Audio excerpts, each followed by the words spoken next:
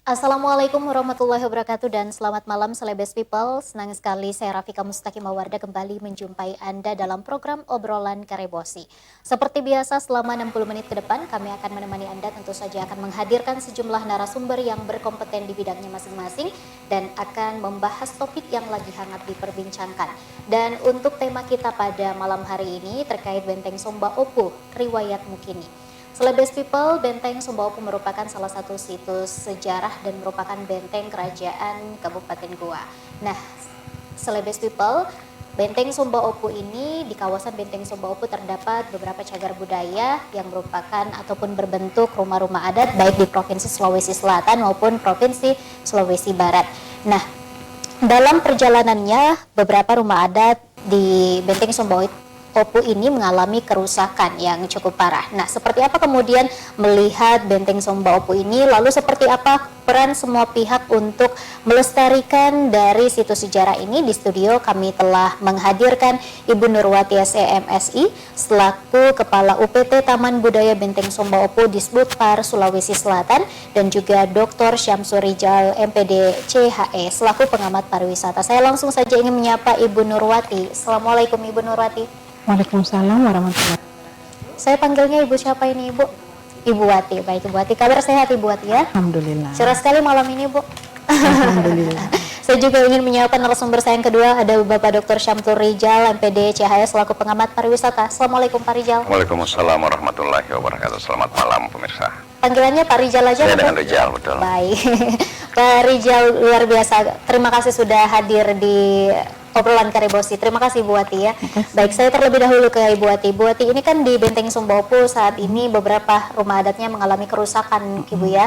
Dari Ibu Nurwati sendiri, pandangan umumnya dengan hal tersebut seperti apa Bu? Saya beri pandangan umum ya, seputaran Benteng Somba Opu dulu ya. Luas Benteng Somba Opu itu kurang lebih 150 hektar. Namun yang bersertifikat itu kurang lebih 40 hektar. Yang mana di atas area Benteng Somba Opu itu berdiri ada beberapa rumah adat dan rumah etnis. Rumah adat itu ada 24 rumah adat kabupaten kota dan 5 rumah etnis seperti Bugis, Mandar, Kajang, dan Goa. Seperti begitu Mbak. Okay. Adapun yang tadi Mbaknya bilang dalam keadaan rusak ya, iya ada sebagian yang rusak, namun upayanya kami sudah menyurat ke kabupaten kota ya, pemilik rumah adat. Dari tahun 2022 kami sudah menyurat di bulan Oktober dan di bulan Maret tahun 2023 ini untuk upaya mereka memperbaiki rumah adat. Ya, rumah-rumah adat yang mana saja itu Bu yang mengalami kerusakan? Seperti Toraja, Mandar, dan ada beberapa rumah adat lainnya, Pak. Oke, sejauh ini telah dilakukan koordinasi dengan Sudah. kabupaten Bu ya? Iya, sudah. Baik, terkait dengan adanya beberapa rumah adat yang mengalami kerusakan, Pak Rijal, pandangan umum Anda? Ya, saya ingin menarik ke belakang dulu supaya kita bersama-sama dapat melihat konstruksi Benteng Somba Opu dalam konstruksi kepariwisataan kita.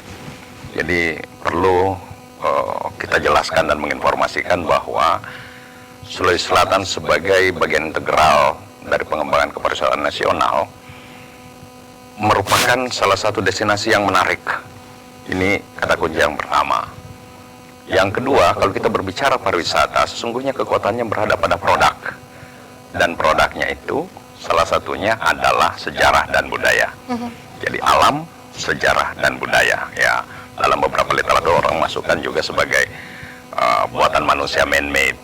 Tapi dalam konstruksinya adalah sejarah budaya ini memegang peran penting sebagai attract, menarik minat untuk orang datang berkunjung. Itu satu sisi.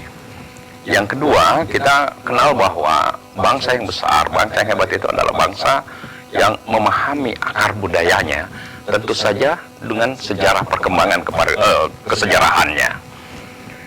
Dari lintas sejarah, keberadaan benteng Sombo Opu. Jadi kita melihatnya pada dua hal dalam konstruksi pariwisata. Iya. Satu dari sisi potensi, bahwa benteng Sumba Opu ini menyimpan begitu banyak potensi sejarah di masa lalu. Iya. Khususnya dalam konstruksi kerajaan Gotalo. Dan ini menjadi sebuah modal kalau kita membangun kepariwisataan Sulawesi Selatan. Permasalahan utamanya dalam konteks ini yang pertama adalah kita punya banyak potensi, tapi begitu kita berbicara pada produk, storytelling saja tentang bagaimana kebesaran sejarah itu hampir tidak ada. Ini yang pertama. Yang kedua, kita harus lihat dari sisi kebudayaan. Jadi memandang benteng Sombo Opu dalam perspektif pariwisata sejatinya adalah cultural heritage. Bagaimana dia menjadi tembok, benteng, pelindung bagi generasi untuk memahami akar budayanya. Salah satunya melalui konstruksi yang ada di sana. Kalau kita lihat di benteng Sombo Opu, itu adalah bangunan-bangunan yang merupakan identitas bangunan tradisional sebagai rumah tradisional di 4 budaya besar di Sulawesi Selatan: Bugis, Makassar, Mandar, dan Toraja. Di waktu itu, Sulawesi Barat belum bergabung, karena kebetulan saja kampus kami di Politeknik Pariwisata berdekatan. Jadi mulai di tahun 91 jadi 90-an, kawasan benteng Sombo Opu waktu itu adalah proyek miniatur Sombo Opu. Tujuan dikembangkannya itu kurang lebih seperti membangun Taman Mini Indonesia Indah. Orang yang kurang waktu untuk berkunjung ke seluruh Sulawesi Selatan melihat bagaimana kekayaan budaya kita yang sangat kaya di 24 kabupaten kota, itu cukup dengan mengunjungi kawasan benteng Sombo Opu, maka kita dapat melihat bagaimana keragaman budaya dan kekayaan yang ada. Itu satu. Yang kedua, sekaligus bisa belajar tentang kesejarahan Sulawesi Selatan yang akarnya dari kerajaan Gotalo. Sehingga dalam perspektif kami, memandang benteng Sombo Opu itu terlalu sederhana kita melihat bagaimana kondisi bangunan yang ada sekarang. Tapi yang perlu kita lihat adalah konstruksi peruntukannya dan bagaimana kesejarahan di masa lalu itu. Yang kedua, kalau sekarang positioning Sombo Opu itu kita lihat ini. Dalam perspektif pariwisata, kalau kita mau membangun pariwisata, banyak hal yang terkadang kita melihat secara sederhana.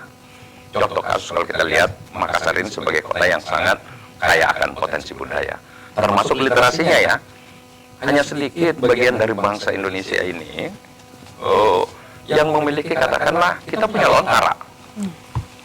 Ya coba bandingkan dengan masyarakat budaya lainnya.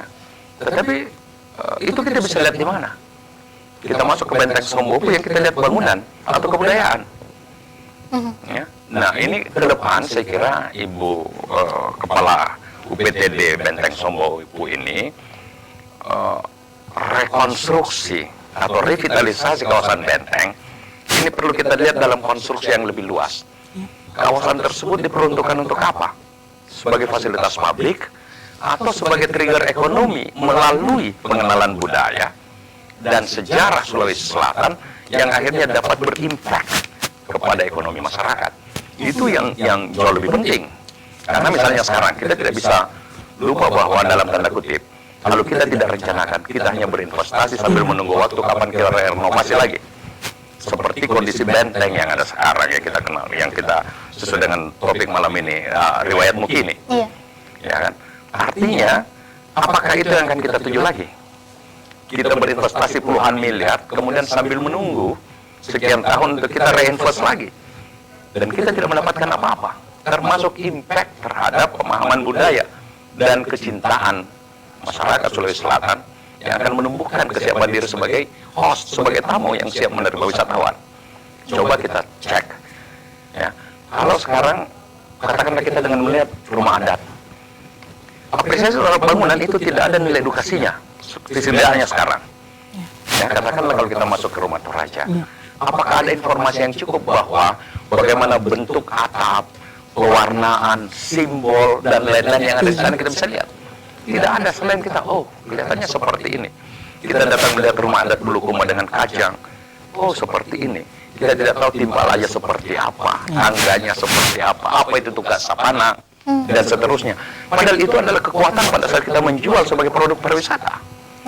Nah, Dari mana anak kita belajar? Apakah dari buku sejarah? Atau dia melihat langsung ke fakta empirik di lokasi kesejarahannya? Itu satu. Sehingga kami di Politeknik Pariwisata Makassar, itu paling tidak dalam 3 tahun terakhir ini sudah melakukan kajian. Kalau mau menjadikan dia kawasan pariwisata di Benteng Sumba Opu itu, yang pertama adalah rencanakan dengan baik. Bagaimana model perencanaannya? Tadi Ibu Kepala UPTD menyampaikan luas kawasan sekian hektar dan lain. Pertanyaannya, batas kawasan yang ada di sana yang dapat kita lihat sebagai batas kawasan itu di mana? Iya kan? Ya. Bagaimana masyarakat yang ada di sekitarnya kemudian masuk berada di dalam kawasan itu yang akhirnya dalam tanda kutip masyarakat itu penting ada di sekitarnya karena merupakan bagian dari sebuah kawasan yang baik. Tetapi kalau dia masuk dan tidak kita akhirnya melihat seperti apa kawasan di sana, ada pabrik mebel, ada apa dia membakar. Banyak hal yang akhirnya wow, suasana tidak nyaman untuk jadi daya tarik wisata. Itu. Kemudian kalau kita lihat, mestinya di setiap rumah yang terencana itu bukan cuma bangunannya, tapi orang belajar tentang budaya. Makanya kalau kita lihat destinasi yang namanya cultural heritage itu, basis pendekatannya adalah educational tour. Orang datang ke sana untuk belajar, oh begini. Ya coba kita hitung-hitung lagi nih. Berapa banyak sanggar-sanggar kita yang masih tetap dapat bertahan seperti sekarang ini? Ya, kalau kita bandingkan di masa lalu, berapa banyak? Kenapa? Karena itu menjadi bagian yang akhirnya terpinggirkan. Apresiasi kita terhadap budaya. Hampir kita lihat di mana kita bisa menikmati dan melihat kembali permainan tradisional sebagai bagian dari budaya kita. Macangke, Maklongga, Makadaro, macam-macam. Sumba Opu itu adalah ruang untuk kita apresiasi, menemukan kembali. Sekarang anak-anak lebih senang dengan Limpo dan lain-lain. Ke Korea-Koreaan. Kenapa? Mereka merencanakan dengan baik itu. Sekarang apakah masyarakat Makassar ini akan Sulawesi Selatan ini, etnik yang ada di Sulawesi Selatan ini akan menjadi tinggal cerita dari sebuah perjalanan panjang. Di sini peran pariwisata untuk itu. Jadi harus merencanakan dengan baik kawasannya, apa aktivitasnya, dan jangan lupa kolaborasi. Ya, jadi menurut Pak Rizal bahwa ini diperlukan revitalisasi secara menyeluruh begitu Pak Rizal ya? Harus, tapi yang lebih penting adalah terencana dan kolaboratif. Iya. Ya, Mas Menteri kita kan selalu menyatakan gini. Yang pertama itu adalah modelnya adaptasi. Pariwisata di masa lalu dengan tantangan COVID serta information technology 4.0 itu sudah sangat berbeda tahun 90-an dengan 2020-an. Iya. Sekarang digital tourism dan lain masuk. Yang pertama kita beradaptasi dengan perubahan. Karena hanya dengan adaptasi kita bisa survive. Ya. Yang kedua harus ada inovasi. Inovasi kita katakan lagi nih. Hampir sedikit sekali wisatawan yang tertarik untuk datang. Coba kita lihatlah. Yang hanya untuk nonton tarian, lihat rumah, dan lain-lain. Termasuk aspek yang bersifat beberapa ritual adat dan budaya. Tapi kalau dia dikembangkan, katakanlah Sumba Opu sekarang ini, kita kembangkan dia sebagai dalam sebuah pola travel pattern yang baik. Jadi Politeknik Makassar itu sedang menyusun perencanaan bahwa di belakang di Sungai Jeneberang, Sulawesi Selatan di Makassar ini dulunya kan kota dunia, bandar. Apa identitasnya? Paling tidak ada 8 loji waktu itu kita membangun diskusi. 8 loji di sini. Ya, ada gini rumahnya orang Belanda, Jepang, ya, Arab, China, Tiongkok waktu itu ya. Itu ada di Makassar, itu menunjukkan sebagai bagian dari kota dunia selain jumlah penduduknya yang besar. Tapi peran Sungai Jeneberang ini dapat dinafikan. Nah, coba kita lihat. Kami merencanakan bahwa di kawasan Sungai Jeneberang itu harus dibangun menjadi area river cruise. Kita tidak kalah indah dengan Gold Coast. Nah, coba lihat kalau jembatan. Orang mengatakan gini, dia belum pergi ke Sumatera Selatan, ke Palembang, kalau dia tidak ke jembatan Ampera. Berarti yang keliru di sini Pak Rizal apa menurut Anda? Sesuatu kita kembangkan tidak terencana. Jangan-jangan kita tidak memahami substansi pariwisata itu dengan baik. Oke, jadi pada intinya adalah perencanaan ya Pak Rizal ya. Baik, nanti kita akan lanjutkan lagi Pak. Setelah pesan-pesan berikut ini, pemirsa tetap bersama kami di Obrolan Karebosi. Terima kasih pemirsa, Anda masih bersama kami di Obrolan Karebosi Benteng Sumba Opu Riwayat Mukini. Masih bersama dengan Ibu Wati dan juga Pak Rizal. Saya ke Ibu Wati terlebih dahulu. Ibu Wati, untuk pelestarian dan juga pemeliharaan dari Benteng Sumba Opu ini sebenarnya masuk wewenang siapa Bu? Apakah Sulsel atau pemerintah kabupaten atau gimana Bu? Ya. Kalau untuk pemeliharaan khususnya rumah adat kabupaten kota itu di bawah wewenang dari kabupaten kota yang punya rumah adat sendiri. Adapun yang 4 yang dikelola oleh UPT itu seperti Baruga, Bugis, Mandar dan Kajang, seperti itu. Dan seperti yang saya katakan sebelumnya kan, bahwa kami dari pihak UPT sudah berupaya menyurat ke kabupaten kota untuk perihal pemeliharaan rumah adatnya. Namun sudahkah ditanggapi atau seperti apa Bu saat ini? Belum ada tanggapan dari 2 kali kami menyurat. Oke, belum ada tanggapan sejauh Belum ini Bu ada, ya. iya. Adakah mungkin kendala-kendala yang saat ini merasa sulit karena untuk pelestarian dan juga perawatan dari Benteng Somba Opu ini menurut Ibu Wati? Kalau masalah kendala, ya mungkin semua kita tahu. Paling itu seputaran di anggarannya aja. Di anggaran Anggaran pemeliharaan, iya. Oke, itukah sejauh ini masih kurang Ibu Wati atau gimana? Kalau untuk kabupaten kota itu terus terang kami juga belum tahu di sana apa ada anggarannya atau tidak. Tapi seandainya mereka ada anggaran untuk pemeliharaan, saya kira setelah melihat surat kami itu mereka pasti mengambil tindakan untuk melakukan pemeliharaan, perbaikan. Oke. Sejauh ini Bu kami dengar-dengar kabar bahwa beberapa saat ke depan akan direvitalisasi atau gimana nih Bu Wati? Kalau perihal revitalisasi, insya Allah kita adakan tergantung dari anggaran dari pusat. Hanya belum bisa untuk secara global ya, mungkin bertahap. Seperti begitu. Oke, memang ada revitalisasi namun bertahap. Ya, saya ke Pak Rijal. Pak Rijal, tadi disampaikan langsung oleh dari Bu Wati Pak ya bahwa memang akan ada revitalisasi. Haruskah saat ini atau haruskah direvitalisasi saat ini Pak Rijal menurut Anda? Ini kan tadi Anda mengatakan bahwa butuh biaya yang cukup besar karena kalau perencanaannya kurang bagus maka akan hanya seperti ini saja akan berulang Pak Rijal. Ya, kalau perspektif kami itu mestinya bukan sekarang tapi 10 tahun lalu. Ya kan, kalau kita aware dengan itu karena perannya itu sangat besar. Nah, pertanyaannya sekarang ini kan kita selalu berada pada masalah klasik. Makanya strategi yang ketiga dari Mas Menteri itu adalah kolaborasi. Membangun pariwisata tidak boleh sendiri-sendiri, tidak boleh ada ego sektoral. Jangan kita melihat katakanlah sekarang hanya karena pemerintah provinsi kemudian ada UPTD-nya kemudian menganggap bahwa Benteng Somba Opu itu adalah tanggung jawab dinas pariwisata khususnya UPTD. Kita bicara pariwisata ini harus total konsep.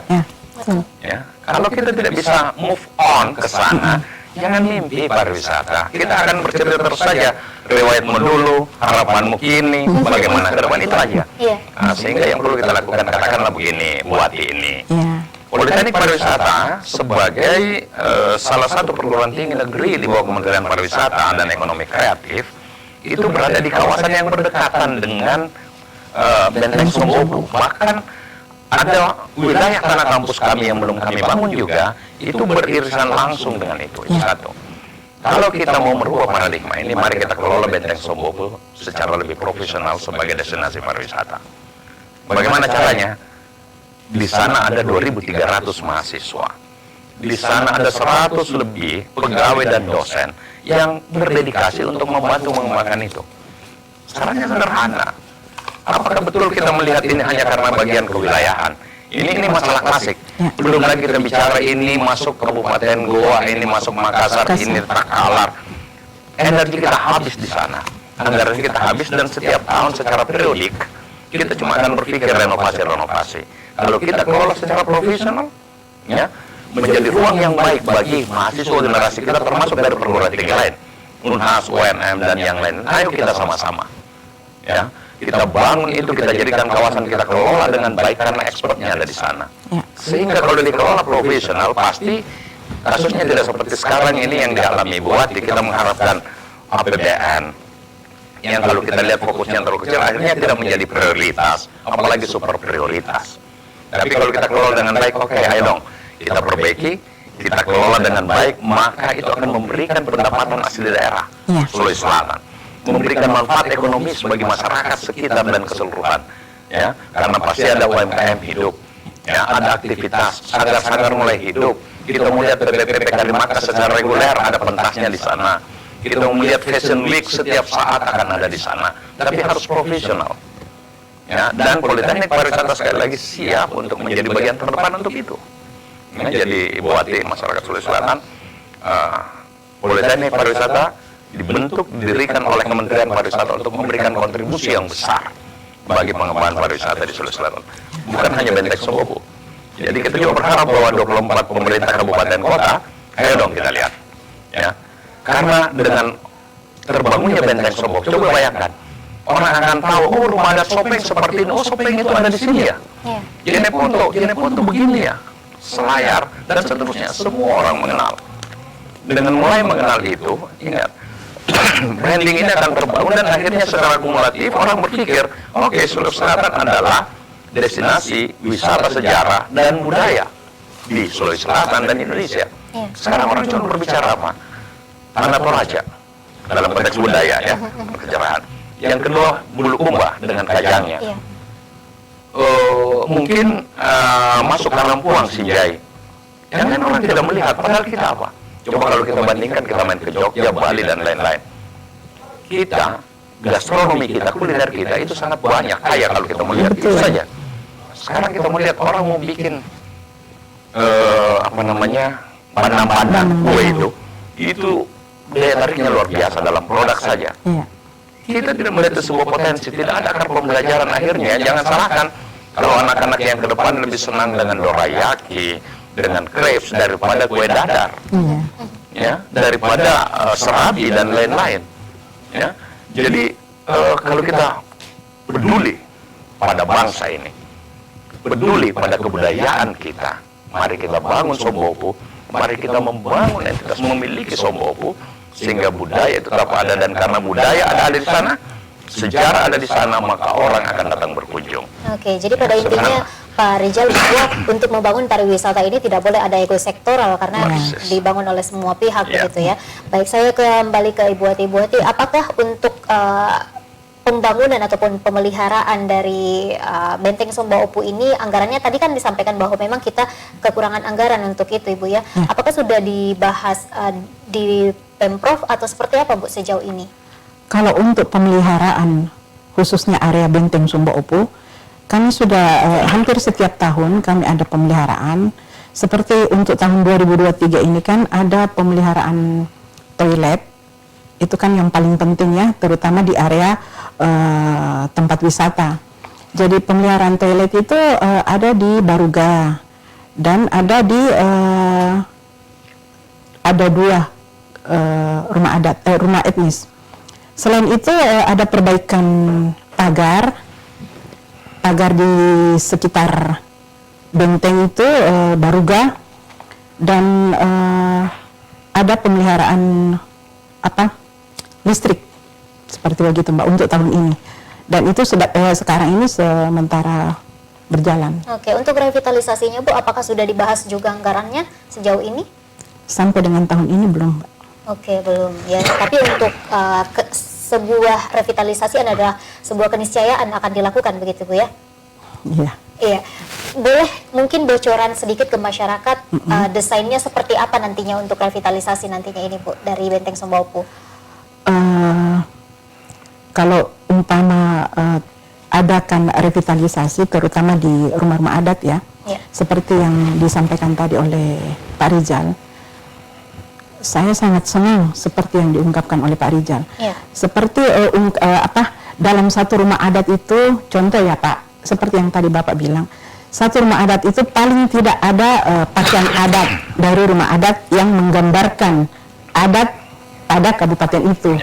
Contoh Pak, rumah adat Wajo, mungkinkah di sana ada baju adatnya yang bisa dipersewakan dan bisa dipakai untuk foto-foto anak-anak remaja, dan paling tidak kan mereka dapat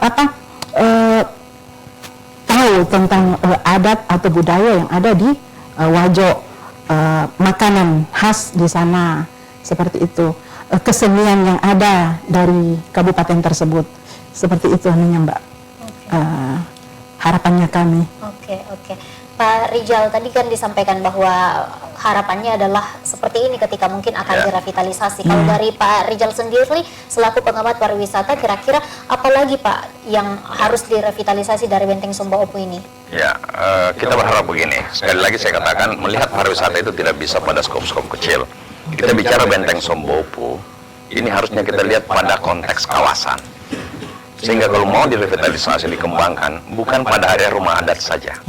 Kita harus melihat dari konstruksi. Coba kita sama-sama bayangkan ini dan membandingkan lah kira-kira ya. Kalau kita berbicara dari ujung di muara Sungai Jeneberang, itu kan sebuah potensi yang sangat besar. Coba kita bayangkan di ujung. Identitas yang kita kenal Makassar, Sulawesi Selatan ini, coba kita sebut berapa banyak landmark di Sulawesi Selatan, apalagi Makassar. Ya, CPI, it's okay.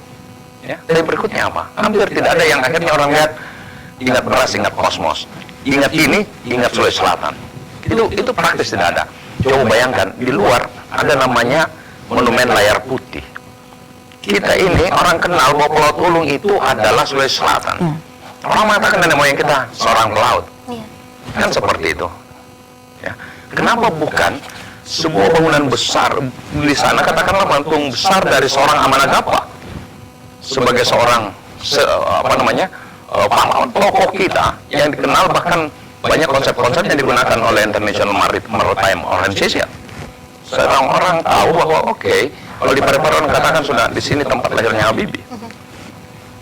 Kenapa kalau di sana dikatakan kota cinta, kenapa kita tidak dilihat bahwa ini kota pelaut? Tuh dia Amanagapa ada di sana. Ya sudah soal di Surabaya dan lain-lain. Itu kalau dia berdiri di sana itu luar biasa. Jadi kita lihat dari sana. Yang kedua, Pinisi itu adalah, ya katakanlah, identitas kita di Sulawesi Selatan. Cuman sebelumnya kan mau melihat Pinisi, mainlah ke Nusa Tenggara Timur sana. Ya, Bulukumba pun tidak terlalu beredar. Ya, lihat kemarin bagaimana di KTT ASEAN, Presiden membawa orang dengan Pinisi, dinner dan lain-lain menikmati di Labuan Bajo. Dan apresiasi mereka luar biasa. Pertanyaannya, apakah mereka tahu bahwa Pinisi itu ada di sini? Aslinya dari sini ya. Kalau itu kita ingin bangun kan pemerintah Provinsi Sulawesi Selatan, kita semua jangan membagi-bagi lah karena otonomi ini, kabupaten ini, kabupaten itu. Ayo kita bicara Sulawesi Selatan, ayo kita bicara Indonesia. Mestinya di sekitar Jeneberang itu bisa dibangun satu miniatur tempat gini loh orang membuat Pinisi. Sehingga kalau dia tidak sempat ke Bulukumba, at least dia bisa melihat kebudayaan itu ada di sini.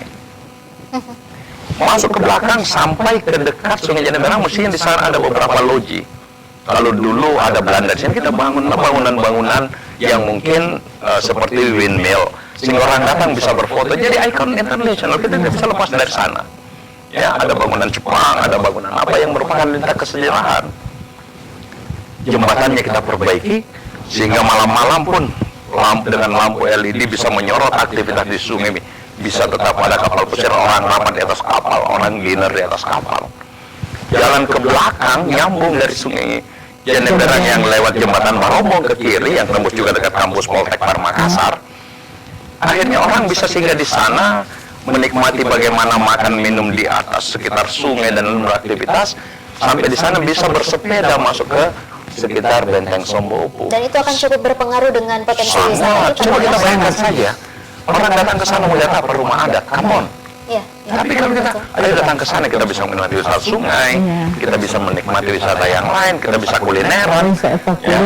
Tapi tujuan utamanya adalah orang akan mengenal. Coba kalau kita bandingkan, kita main ke Korea. Apa yang dibangun pemerintah kita cukup bagus. Ada beberapa, khususnya di sekitar Masjid Amirul Mukminin ke sana, ada beberapa tokoh-tokoh pahlawan. Pertanyaannya, orang kenal tidak? Ada storytelling tidak yang ada di sana? Ya. Kalau kita bandingkan di Korea, ada sesuatu, ya pajang huruf lontara di sana, Amanagapa itu lahir gini, dan seterusnya.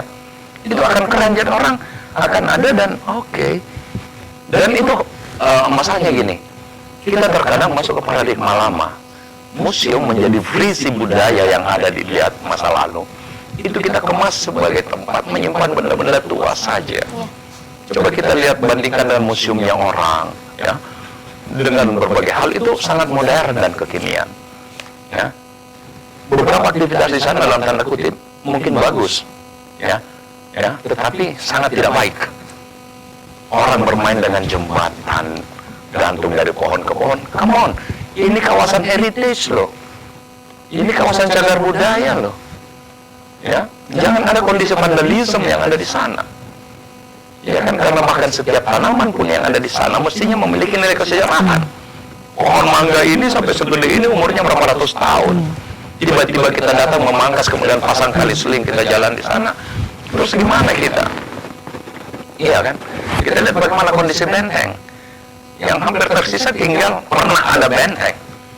Itu pun harus kalau akhirnya direkonstruksi, direkonservasi kembali, itu hal yang sangat menarik. Ya kan? Nah sekarang kita tidak pernah mendengar cerita itu. Seperti apa, karena begitu kita masuk, oh rumah-rumah, apa sih kita pada, oh ada rumah, kita foto-foto, kemudian kita nginap di sana, ya orang dipersewakan. Itu ibarat berlian yang tidak diasah dan disimpan di bawah kasur. Ya, nah ini pentingnya pariwisata. Jadi kekuatan produknya ada pada budaya dan sejarah.